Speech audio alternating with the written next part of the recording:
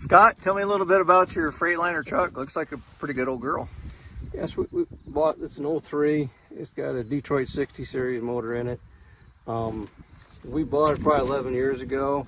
We averaged about 5,000 miles a year on it. So anyway, it's got 3.58 rear ends. It was overhauled. It was an over-road truck. It was overhauled about 800,000 miles.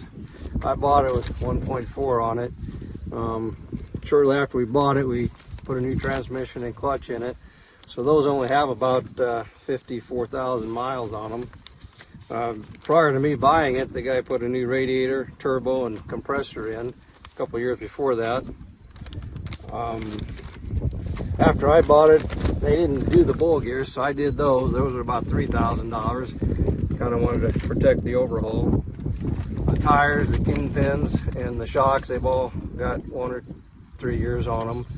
And you know, it's just someone looking for a second or third truck to haul from the field to the farm and to town. They would make a really good truck for that. We just upgraded, and honestly, I think I prefer the older one better than the one we went to.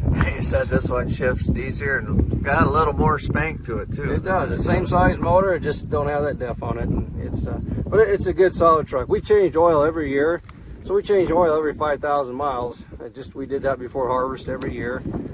Serviced all the filters every year. Well, I know. I think in the video it shows you've got, like, they were changed last, coming into the first part of this year. It looks we like change oil before harvest, and after harvest I do the filters and the fuel filter and all that going into winter. Yeah, because I think that was like 224 or something. That one was just replaced. They're all replaced every year. So only 5,000 miles on oil change. That's not very much, but we just do it so it's done. So we don't have any problems.